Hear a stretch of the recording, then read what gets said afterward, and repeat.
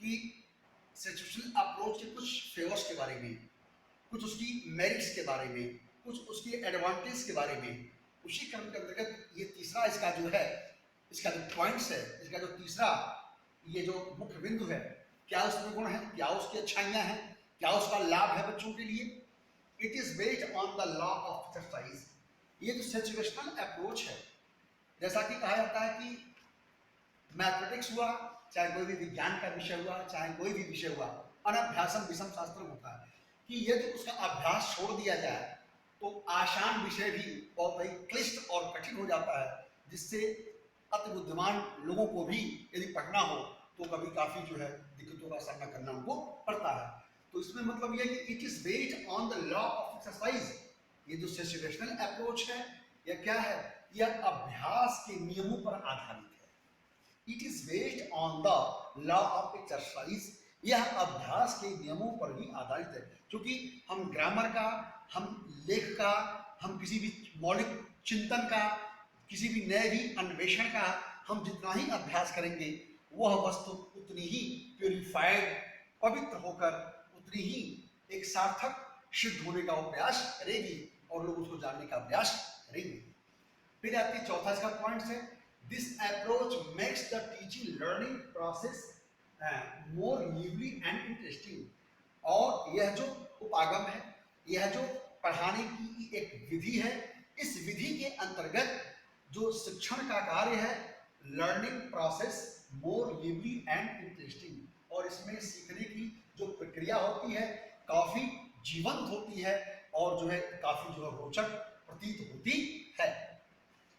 फिर पांचवा पॉइंट इसमें आता है, language can not be used in isolation. कभी भी भाषा में हम शब्दों का उपयोग अकेले नहीं कर सकते। अकेले हम किसी भी भाषा में, language can not be used in isolation, किसी भी भाषा को हम कभी भी एकांत में उसका उपयोग नहीं कर सकते। ईच वर्ड्स और structure represents a particular situation. प्रत्येक वर्ड और प्रत्येक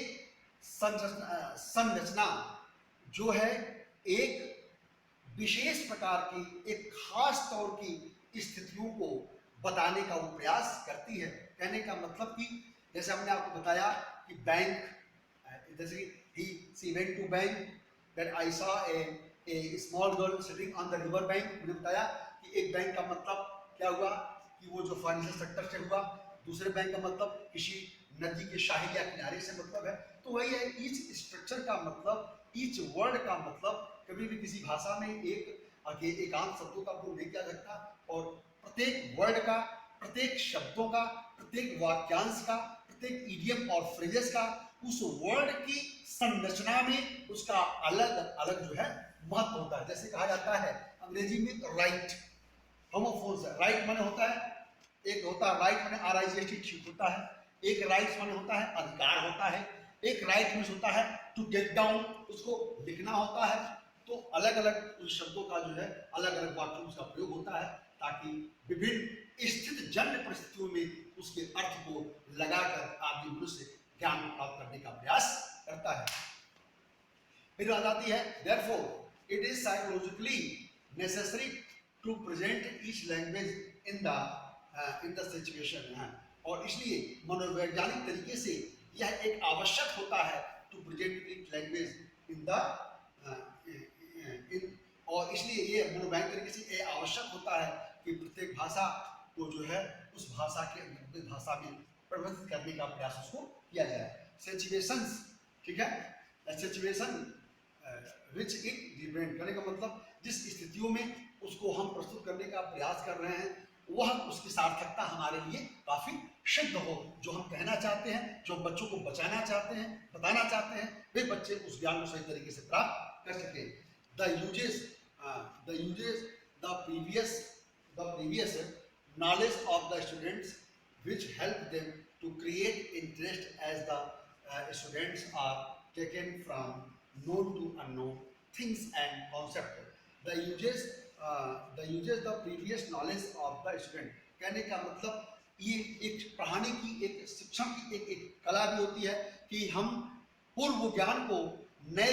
दिए जाने वाले ज्ञान से उसका हम बांध स्थापित करने का प्रयास करते हैं, उसमें हम समरूपता लाने का प्रयास करते हैं। उन मैंने बच्चों के पूर्व ज्ञान से नए ज्ञान को हम एसिमिलेट करने का प्रयास करते हैं, उसमें आत्मसात करने का हम प्रयास करते हैं, ताकि पूर्व ज्ञान के आधार पर ही नए ज्ञान को जो है स्थापित किया जा सकता है, to help them to create interest as a student. और वह उनका पूर्व ज्ञान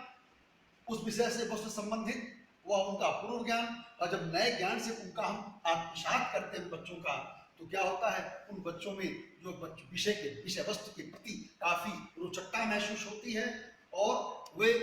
अज्ञात से ज्ञात की तरफ वस्तुओं को जानने में, विचारधाराओं को जानने में वे सफल हो जाते हैं, और इस तरह का बच्चों का दिया हुआ ज्ञान काफी जो है सफल साबित हो जाता है। Pictures, diagrams, dramatic representations of the actions, कहने का मतलब कि किसी भी यदि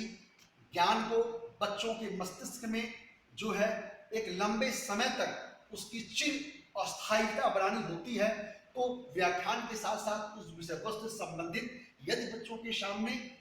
उसकी पिक्चर्स हो, जैसे हम कहते हैं कि चिड़िया उड़ रही है, तो चिड़िया उड़ रही है, तो चिड़िया को उड़ते हुए आसमान में हम दिखाते हैं, नदी बह रही है, नदी के पानी के हम दृश्य को हम दिखाते हैं, तो बच्चे ज्ञान के साथ साथ उसे भी पढ़ने का प्रयास वे करते हैं। पिक्चर, डायग्राम्स, ड्रामेटिक रिप्रेजेंटेशन, मान लीजिए किसी हम नाटक के बारे में, हरिश्चंद्र जी के बारे में हम कोई पाठ पढ़ा रहे हैं, हरिश्चंद्र जी के बारे में हम पाठ पढ़ाते हुए यदि हरिश्चंद्र जी संबंधित कुछ चीज़ें हमारे पास फोटोग्राफ्स हैं, यदि हम बच्चों को दिखाते हैं कि वे कितने ईमानदार थे, कितने धर्मात्मा थे, और कितने क्या थे, कैसे उन्होंने अपनी पत्नी से भी गंगा बनारस में घाट के समीप जो उन्होंने कैसे जो है कि कर लिया था, तब अपने बेटे रोहिताश्वर की शरीर को जलाने का उन्होंने प्रयास किया था। तो ये सब चीजें जब बच्चों के सामने हम प्रस्तुत करेंगे, तो व्याख्यान से संबंधित जब हमारी बातें उनसे तारतम्यता स्थापित करेंगी, वो दोनों में समरूपता दिखाई देगी, तो निश्चित ही वो बच्चों का ज्ञान, कम पढ़ाया हुई ज्ञान बच्चों में एक अच्छी अंडरस्टैंडिंग, एक अच्छे कौशल जो है उत्पन्न करके उस बच्चे उस विषय वस्तु सही तरीके से जानने का भी प्रयास करेंगे, और वह ज्ञान बच्चों के अंतर्गत अस्थायी रूप से प्रेजेंट हो जाएगा। ठीक है। और कहने का मतलब एक्शन के द्वारा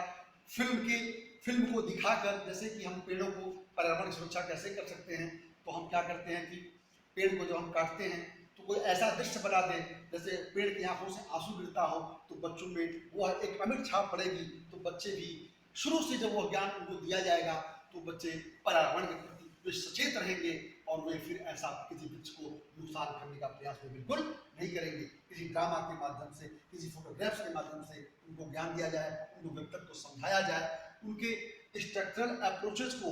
और सिचुएशनल अप्रोचेस को अच्छे वाक्यों का, शब्दों का उपयोग करके वाक्यों को बनाए कर देने का प्रयास किया जाए, तो वह ज्ञान बच्चों में सही तरीके से स्थापित हो जाता है, जिससे कभी कोई दिक्कतों का सामना नहीं करना पड़ता। तो आज के वीडियो में मैंने आपको 3 चीजें बताई।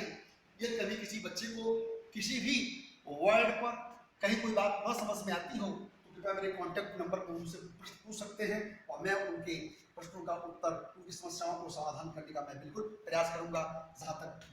मैं जानता हूं। इसी शब्दों के साथ आज मैं अपनी वाणी को विराम देता हूं, और that's all. Have a nice day all of my dear second semester students.